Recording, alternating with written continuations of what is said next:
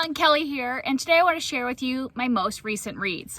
And here we are starting with my filming in strange places. Probably a lot of my videos coming up will be in really random places because now my other nephew has moved in with us, so we have 3 extra adults in my house, no privacy inside the house, and so I was like, oh, I'll film outside today, but it's cold, 1, so I'm wearing my down vest, and 2, it's wet, so all of the normal furniture I would sit on like the porch is all wet. So I am actually in my kids' playset. I don't know if you could tell. Yeah, so I'm my kids' playset has a little bench underneath the slide. This is the slide, right there. I'm filming under a slide. So yeah, you might see some very interesting locations in my next coming videos. All right, but now let's get to the books. Yeah, this is just life in COVID-19. What do you do? And I have a lot of ebooks and audiobooks that I've read recently, so I don't have that many physical copies that I'll be showing you, but I have quite a lot of books that I have read in the last couple weeks, so let's get to them. First, I want to go through my first DNF, and that was Don't You Cry by Mary Kubica. If you watched my TBR for May, this was one of my scratch-off picks. So I have a scratch-off board. I picked 2 books from there.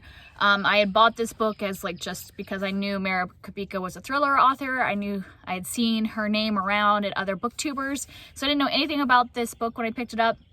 So I thought I'd give it a try. I made it about 50 pages in, and I realized that I had not absorbed a single thing from the story. I didn't even know who we had followed. At that point, we had followed 2 different people. I didn't know who I was following, what their story was, or anything. I just didn't know. If somebody had asked me what's happening currently in your book, I couldn't even give you a 1 sentence about what was happening. And I figured I would have to reread those 50 pages in order to keep going. And I don't think it was a concentration thing. I really think it was just I wasn't getting invested at all in this book. So I just decided to DNF it because I wasn't willing to start over again or continue on being completely confused. So it also has really bad ratings on Goodreads, and I read through some of the people's reviews, and the people that didn't like it said it took a long time for anything to happen, and that most of the people that liked it said that the ending was really great. Well, if I couldn't even stay focused for 50 pages because of the boredom, I wasn't gonna make it through 300 pages before something happened. So DNFing that. And then I'm just gonna go through these in the order in which I read them. So the first book I want to talk about is The June Boys by Courtney Stevens. This was a book that came out, I think it came out in February, and I had gotten it as an e-arc from NetGalley, and I had meant to read it and review it in February, and I made it about a third of the way through the e-arc and had to give up because other people might have had the same issue. I know I saw it on Books and Lala's channel that the e-arcs were really badly formatted. There were places where the sentences were cut in half and sentences put in different places, and it just was really hard to read, and I didn't think it was fair to the book to rate it based on that e-arc, and so I waited until the book came out, and my original plan was to get it from the library, but then the library's closed by the time the book was released, and so I ended up getting it on audiobook from the library, and the audiobook was really well done. I ended up actually liking this book. I ended up giving it 4 stars. I think that if I'd finished the e-arc, it might have only gotten 2 stars, or I might not have ever made it through. So I'm very glad that I waited for the finished copy. So I would highly recommend the audiobook if you wanted to read this book. And basically this is a young adult mystery about we're following it in one of the main timeline. We're following this girl who her cousin went missing a year before, and he has been taken by a serial kidnapper. There's somebody that has been taking boys every June. It's not every June, it's every other or every 3rd June. A group of boys is taken, and then 13 months later, in the following June, they are returned. And this June, though, one of the boys turns up dead. And so she wants to know if it's her cousin that has died. She wants to know who the kidnapper is so that she can find out what's going on with her cousin and all that stuff. So she kind of launches an investigation to find the kidnapper. And then we're also hearing from another perspective, which I don't want to tell you because I think it comes up as kind of a surprise inside the book. Yeah, so I thought the audiobook was great and would recommend that. I was able to get it from my library, so maybe check that out. A lot of people said that this one didn't have a lot going on, but I was interested the whole time because I thought that there were so many people that could have been the kidnapper / killer, and it was like, it was not obvious who the kidnapper was to me. Like, I was reading it and there were a lot of legitimate options for the person. Sorry, my bag is like about to fly off. Anyway, so I thought there were legitimate options out there of who could have been, and there were different people I suspected throughout the novel, and I thought that was good. So it kept me on my toes, didn't know who it was going to be. So yes, I will give that one 4 stars. And then next I read a romantic comedy called The Worst Best Man by Mia Sosa.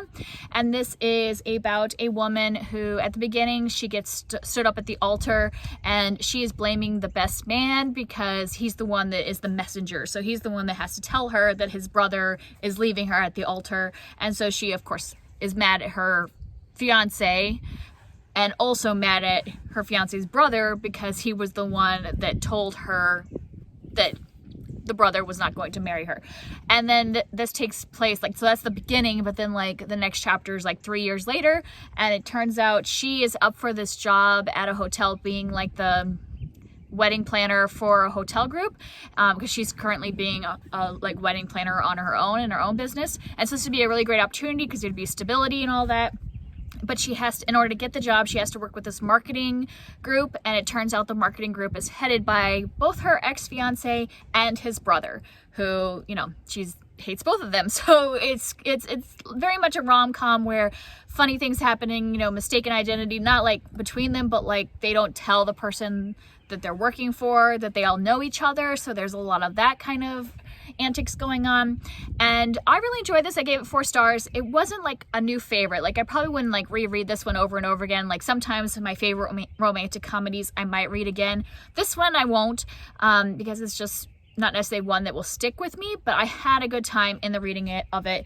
I liked that we got a lot about her culture. She's Brazilian American, and she's got this big family that works together. Like, her mom and her aunts all own a bakery together, and so there was a lot about her aunts and her mom and her cousins and all that stuff, like a big family, and a lot about Brazilian food and other parts of culture, and I really liked that. I liked having that more depth to her character and family in the book. I also liked the relationship between her and the love interest.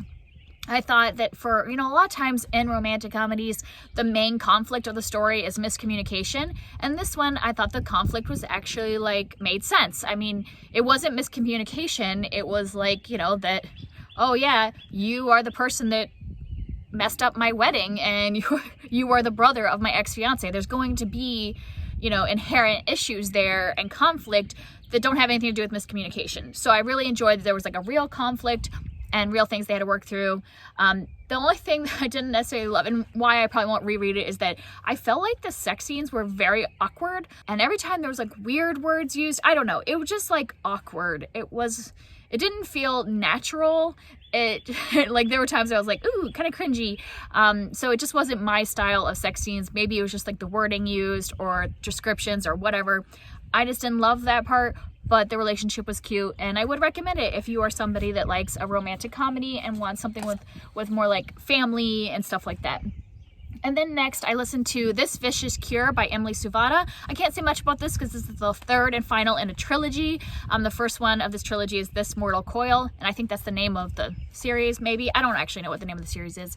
And this one is one where I really enjoyed the first book, and then they just went downhill. So the first book was 4 stars, second book was 3 stars, and this one was 2 stars, and I barely finished it. I might not have finished it if it hadn't been for the fact that, like, I just wanted to find out what the ending was, but by the end, it was so convoluted and so confusing, I had no idea what was going on. So the first one is basically about this pandemic, I guess, which I actually have been reading a lot of books about pandemics without even meaning to. I didn't really think about that when I picked up the third one. But yeah, it starts with a virus that is going around and is infecting a ton of people. Most people that are uninfected are living in bunkers in the ground, and they're trying to come up with a virus for it. So it is very timely for here and now. It works a lot different than our current virus, so obviously it doesn't feel exactly like our situation. It has more of the like zombie kind of feel, but yeah, there's a lot of science in this book, and it was fun in the first one, very surprising, but by the end it was just very convoluted. I didn't know who we are following, what was going on, and I don't really understand how the ending worked. So I wouldn't necessarily recommend reading the whole series, but I think you could actually read the first book and enjoy it and then just stop if you wanted to. Some people do like the whole series. I just didn't think it was that good after the first book. Next, I read with my daughter Socks by Beverly Cleary, and this is just like a simple chapter book for kids. And Beverly Cleary is the one that does Ramona and Beezus, those books. And a lot of people love her. She was like in a lot of people's childhood. And this is the second book that I have read with my daughter that my daughter has DNF'd. Like, my daughter's 5, and we read a few chapters of this and she said, "Mommy, I'm done. I don't want to read that anymore." And that's the same thing she did when we were reading Ramona and Beezus last year. So she doesn't like them. I actually almost put this down before she even said that and said, "Let's not read this together," because I think it hasn't aged well. At the beginning of this, there was a lot of like sibling stuff that felt inappropriate to read to little kids nowadays. They were calling each other stupid and being mean to each other, and I just didn't think it's something I wanted my kids to be reading. Not that that doesn't happen in real life, but I don't want that to be like the start of the book where they're all calling each other stupid. Like, that's not what I want to be teaching them. But this is the story of this is about this cat who gets adopted, and then the family that adopts them has a baby, like I think within a year of the cat being adopted, and the cat just feels replaced by this baby. And that's just the whole plot. So I didn't rate this because I don't think that it's really right for me as an adult to rate it, but I think we're done with Beverly Cleary. Like, I don't think my daughter and I will be reading them anymore, since I did end up finishing it just so that I could see if I would want to keep it for my other daughter, but I'm not going to. I just don't think these books have aged well, and it didn't really like have much of a moral for me to want to keep it for my next daughter. So that's it. And then I read a bunch of romance books as part of the Light versus Dark Readathon, which was hosted by Jenn from the Book Refuge, where she had people reading romance books, and some of us were reading for the light side and some of us for the dark side. I read for the light side because I'm not into like taboo relationships. I'm more of just a fluffy romance kind of person. So I read about 4 fluffy romance books, and all of these were not physical. Most of them were audiobooks. So we'll go through these really quickly. And so the first one was Manhunt by Janet Evanovich. This was a book that I read like over 10 years ago, a long time ago. I used to read Janet Evanovich's Stephanie Plum books, which are like funny and sexy and like a private detective book that are comedies.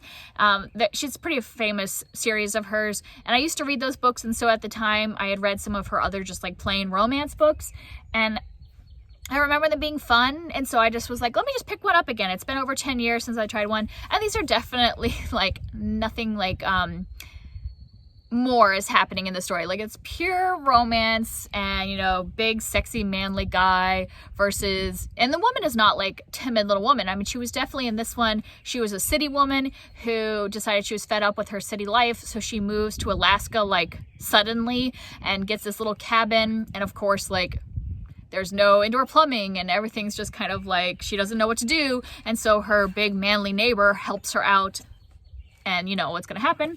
So yeah, I give it 3 stars. It was fine, it was fun, but it's not exactly anything to like write home about.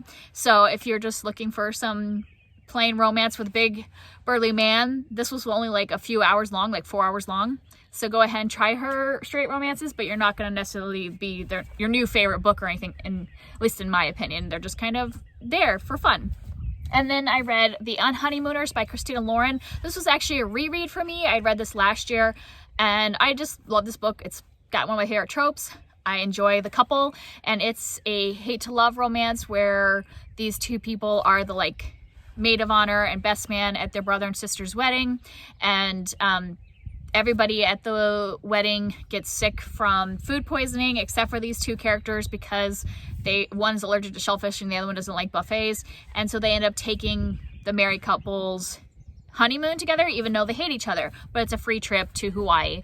And so the sister of the bride and the brother of the groom, they're there together pretending to be a married couple because they have to pretend to be their siblings in order to get the free trip.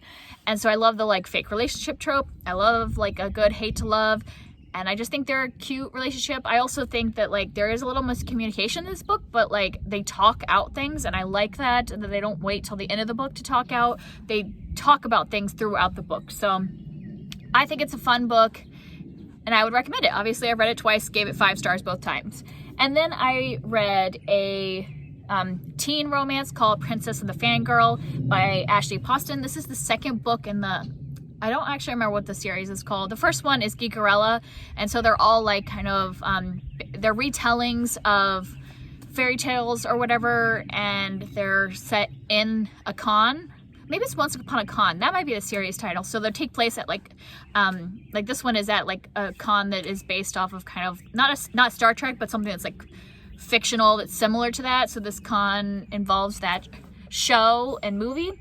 And it's a Prince and the Pauper retelling. So there is a woman who is an actress from the show, and then a woman who is just a fan of the show, and they look alike, and they switch places for the weekend at the con. And there's a romance on both sides. It's cute. Both romances are cute. I gave it 4 stars because I think that one of the romances was heavier presence in the book than the other, and I wish they had been more equal, because the way it was, it just didn't feel like they had enough screen time for me to root for them. But I thought it was a cute book. I would recommend it.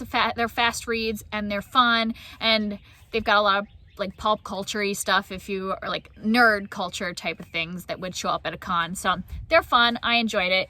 And then the last one is Meet Me at Midnight by Jessica Pennington. I got an e-arc of this from NetGalley, so this just came out a couple months ago. I'm a little behind on reading the e-arc because, you know, when COVID-19 happened, I just kind of like forgot all about my NetGalley books, and so I'm trying to catch up. So I read this one, and it was fun little, it's a YA romance. It's cute. Nothing special for me though. It was 3 stars. It's about 2 teenagers who, well, they're still teenagers. They're 19, but they're like after high school. So they're in between high school and college. And every year their families rent lake houses next to each other, and their families are really close, but they've always like hated each other, and every summer they play tricks on each other and pranks. And this is like, you know, their final summer before college, and so they're gonna like do really big pranks, and they kind of go overboard, and some stuff happens that makes it so that they have to pair up together in order to like prank a common enemy. And due to that, you know, they start to get to know each other better and work through their differences and all that stuff. And I think the concept was fun. Like when I read about that sounded fun. It's like summery, and like, you know, they start off hating each other and playing pranks. The prank part was really fun. The problem I had with this, and reason why it only got 3 stars for me, was that the relationship was very hot and cold. Like I liked all the beginning part building up, like getting to where they could like start to get to know each other more and all of that.